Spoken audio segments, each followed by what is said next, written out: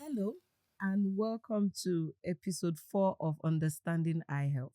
I remain your host, Uchenna Amadi, and with me is Dr. Bashorun, our eye doctor in the building today. And we have been keeping it straight with everybody today. Please do not forget to like, subscribe, share, and follow SYNLAB Nigeria on YouTube and on Spotify. Well, we have talked about warning signs, we have talked about screen-related strain, and we have talked about silent vision loss, which is glaucoma, which was very scary. Please, I would advise us to check our eyes at least once a year, as doctor has told us. Now we're going to be focusing on the healthy vision for life. Not just I can see today, but I will still see well tomorrow. So I'm starting with this question that has been bothering me, and I'm positive that Dr. Bashorun will do justice to it as always. So, doctor, please, what does it really mean to take care of your eyes beyond wearing glasses? Okay, so taking care of your eyes beyond wearing glasses is one of the things we have said. Going for regular checks. That's an absolute way of taking care of your eyes. Then, of course, when there is a problem with the eye, maybe redness, you need to see a doctor as soon as possible. And maybe as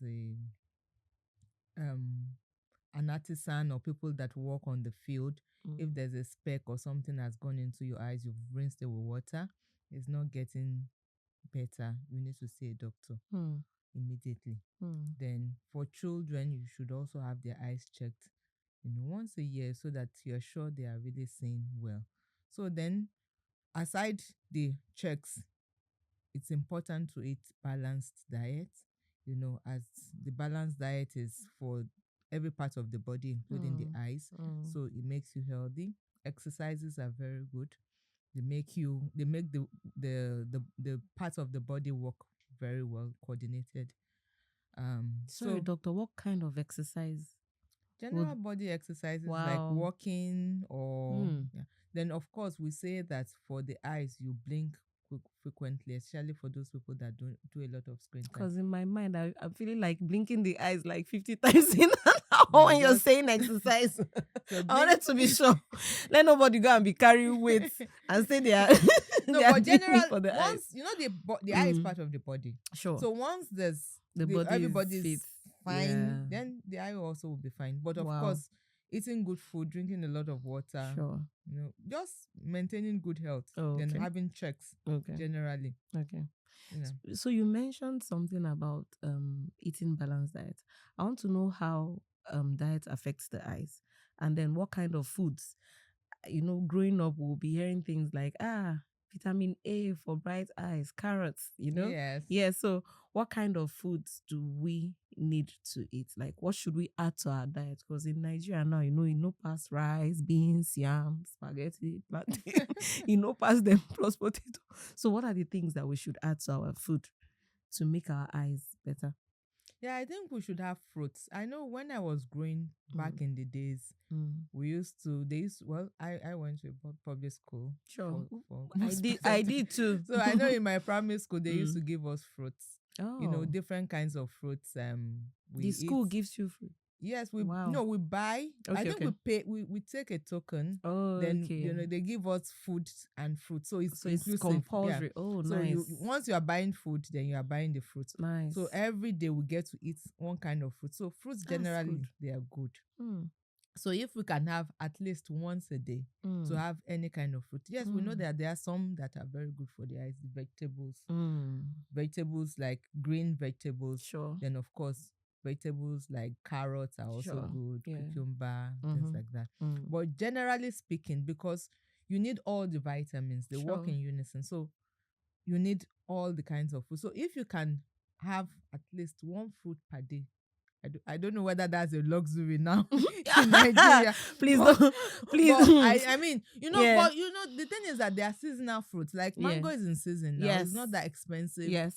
I think the only thing is that when people try to buy things, maybe specific kind of fruits that that are imported and things like that. But once we go for the local fruits, there will always be I'm one fruit in telling you, season. yes, because Just take one. If it is I think orange, you're referring to take like grapes and yes. yeah. So just take orange. If it is mango, take. Move. If it's Just move agbalumo, with the take. season. If it is this, take anything that is available. Just take and make sure that you include it. Of course, vegetables. In Africa we tend to overcook our vegetables, but of course, I mean, I think with this modern technology and modern innovations, people are knowing that vegetables is always the last thing you put so that you don't overcook it. So course. I think that is gradually changing. So we are not overcooking as we used to. But I mean, also there are vegetables we can eat, like the carrots, the cucumber, the lettuce, things like cabbage. There are things that we can eat without necessarily cooking them. Nice. Thank you. Even though some people believe that they still need to cook some things, but of course you can mix it. Okay. Okay.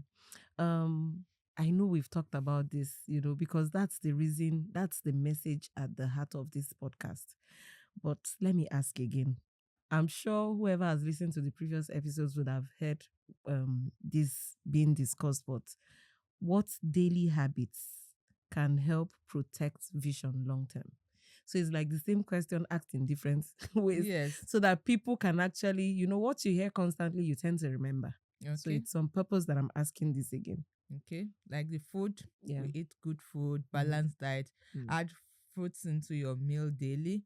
Then, of course, visit the doctor once a year, exercise, and just, for some conditions specifically, we tell them not to do certain things. Like for people that have, that are more predisposed to thyroid eye disease, we tell them thyroid eye disease. Yes. So we I know tell them about thyroid though. Yes, but it can. Yes, thyroid can affect that. So we tell them not to smoke. Smoking is a big risk factor for that. So, but generally live a healthy life. People know what is ideal. Exercise, having eyes checked regularly, eating good food, avoiding irritants. When you are in a dusty place, protect your eyes, wear glasses, or wear some sunshade when you are in the sun. Things like that, they would go a long way in promoting eye health. Okay, please help us emphasize on the importance of routine eye examination. Routine eye examination is very important. It's very, very important to have it once a year. Because we know that there are some diseases of the eye that would not give any symptom. And the only way you would know is when you have your eyes checked and you do some tests. So it's very important, to have that, to do that, because it's like you are shooting yourself in the leg when you are not going for your eyes check. It's very, very important, because you want your eyes to live as much as your body would be able to take them. So those are the things that would help you have very good vision, because once something is detected, it is easy to take care of it than when it's left unknown for a long time. So I think it's very, very important to have your eyes checked. And for children too, not just adults, have their eyes checked. Make sure that everything is fine with them, so that, they don't have cause to now start regretting or say, oh, if I'd known, I would have done this. I didn't know, she didn't tell me. Of course, children won't say anything because they don't know. So it's for us as adults to help them. I'm really happy we're talking about this our vision, because one of my, permits me to say, uncles told me then, we're just having a conversation, and he said he would rather not be able to hear, but you see his eyes and mouth very important to him. So that just goes to emphasize on the need, or as in the need to check our eyes regularly. You were saying annually. Personally, I think it should be more than annually. This kind of silence not killer now, silence thief of the sight. I don't know if I can wait for one full year to be. Do you understand what I mean? To now be able to go and check, oh, is it there? Is it not there? For me, personal opinion though, I think it should be done as frequently. Yes. Yeah, fine. That's my the 1 year is the minimum. Okay. Okay, at least. The one interesting thing is that, apart from even going to check your eyes for the eyes itself. The eyes can tell you whether you have some other diseases, like, for hypertension. They said the eye is like a window Wow. through which you see the body. So, like, if you go to check your eyes, if you have hypertension and you had it for a long time, you don't know, the eye can pick it, or you have very elevated pressure. There are things we see in the eye. They will say, "Oh, your pressure. Have you been hypertensive? Have you been diabetic?" Wow. And From the we've had a eyes. lot of patients like that. They don't know. Like, are you hypertensive? Are you diabetic? Are you this? Are you that? And they will say, "No." Okay, go and have your blood check.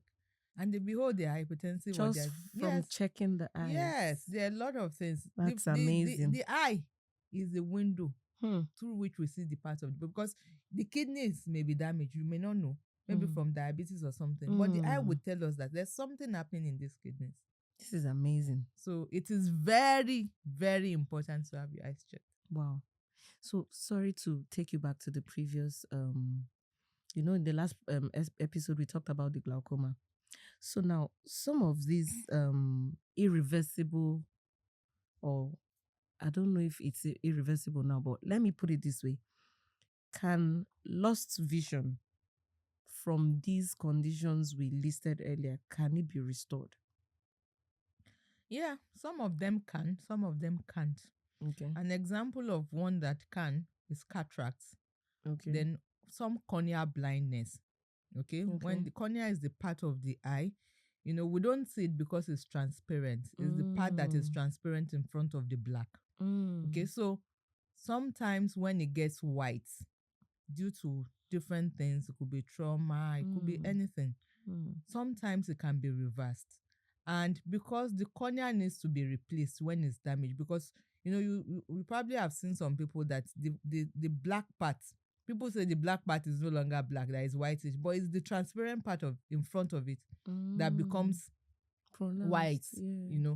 So that can be replaced. So usually we plead with people to pledge their eyes. We have an eye bank. There's an eye bank of Nigeria. Sorry, come again. Just rewind. We plead with people. We tell people. We encourage people to donate, to pledge to donate their corneas. Wow. Yes. So what you could do is that there's an eye bank is at the Lagos State University Teaching Hospital. There's an office there where you can pledge to donate your eyes when you die. Interesting. You can pledge. Then at death, the cornea can be harvested and can be used for someone to see again. Wow.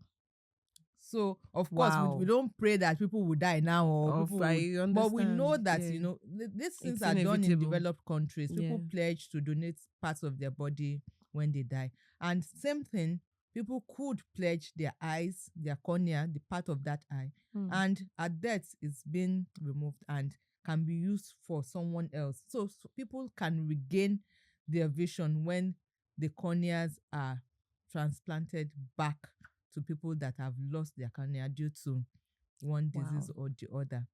Wow. So there's an eye bank, just like the bank, the financial bank institutions. You can have a cornea bank where people donate their corneas. They pledge to donate their corneas. The corneas are harvested, stored, and used for people that need it. That's amazing. Yes. And you've people actually comply. You've seen. Yes, some people do, but of course, the reason why we are saying this is because the supply is less than the demand. There are so many people that needs it, but we still need more people to do that. And of course, we know that there are some beliefs that have hindered people, and that's why we come out to educate people and tell them that, of course, when you die, you don't need your eyes anymore, but you can actually create that legacy. You can see through other people, and you can also keep living, because in other words, when you donate your corneas for someone else to see through it, then you keep living. You are not dead. So I think it's a lesson that people need to understand, that you can actually donate your corneas and still continue to live through that person. And it's a gift that money cannot buy.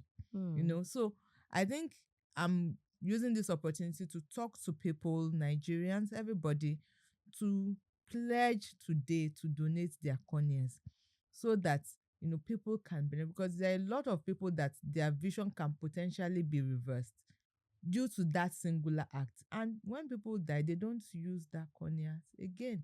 Everything disintegrates, it decays. The body decays just like every other. The cornea decays just like every other part of the body. So, of course, we know that there are people that believe that they are coming back in afterlife, but you get a new body, a brand new one, so you don't even think about this old body again. A brand new body is coming, of course. And we also know that these things don't take time. Like for patients or for people that we have harvested, they don't even know we've taken anything, because you know it's a quick thing. I know for the Muslim religion, they want to bury the people the same day, but it doesn't take time. We just harvest barely 30 minutes and we are done. And of course, the person can still be buried according to rites and things like that. So it's very, very important. We've had a lot of myths about corneal donations, people thinking that is, and the thing is that because of the stigmatization, some people that have even they've they've had people's corneas, they don't even want to let people know, because they would say that you've collected, and some will even say maybe it's the cornea of a goat or it's of a human being. So it's very important that you will let people know that there is a kind of vision loss that can be reversed, by people having that courage to pledge their eyes for donation. Dr. Bashorun, you have spoken like as in the passion is is really out there. Are you what's driving this passion about the cornea donation? Okay, I'm an ophthalmologist, like a public eye health physician. I'm also for ophthalmology there are also sub-specialization. So my sub-specialization is in anterior segment, corneal and external diseases. So wow. so this is actually wow, this is something. Wow, thank you for putting that in the open. So now let's talk about what final advice do you have for us to maintain good vision for life? Okay, thank you very much. So we've said a lot of things. Yes. We've said the eye, having your eyes checked regularly, eating balanced diet, exercising. When you have anything in the eye at all, go to see a physician. Don't self-medicate. Don't avoid breast milk, sugar water, olive oil, cow dungs, all kinds of things. Avoid putting those things in the eye. And finally, even when you go beyond, when the person dies, you could still keep living, through someone else by donating your corneas. Wow. Powerful insights, doctor. Powerful insights. It has been quite engaging from the beginning up until now. This is actually the kind of conversation that can force people to change, their habits, for better. Sadly, we have come to the end of understanding our eye health. Today, we explored what our eyes may be trying to tell us. We talked about warning signs we often ignore. We talked about the effects of digital lifestyle on the eye health. We also talked about the dangers of silent vision loss like glaucoma. And finally, how to protect our eyesight for the future. A big thank you to our wonderful guests, Dr. Bashorun. You've been very incredible throughout this podcast. Thank you for sharing your knowledge and practical advice. Thank you. As is our tradition, I will invite you to sign on our legacy board. Wow. Yes. We call it our SYNLAB Podcast Legacy Board. Just to, tell the world that you graced you graced our podcast with your presence. To our listeners, you have heard it all. Please check your eyesight at least once a year. You have to, put up these daily habits of good living, eating right, exercise, sleeping, drinking a lot of water. If you've been following SYNLAB podcast, you would notice that most of the health issues we discuss, your role is actually your lifestyle. lifestyle changes. So it also affects the eyes. I was particularly taken aback when she said to exercise your body because the eye is the window through which you see what is going on in the body. So if the body is fit, best believe that the eye will also be fit. Please do not forget to like, subscribe, share, and follow SYNLAB Nigeria on YouTube and on Spotify. You can also follow SYNLAB Nigeria across all social media platforms. Thank you once again for joining us. Stay healthy, stay aware, and remember, your eyes may be silent, but they are always speaking. So you have to listen very early. My name is Uchenna Amadi, and I'm signing off.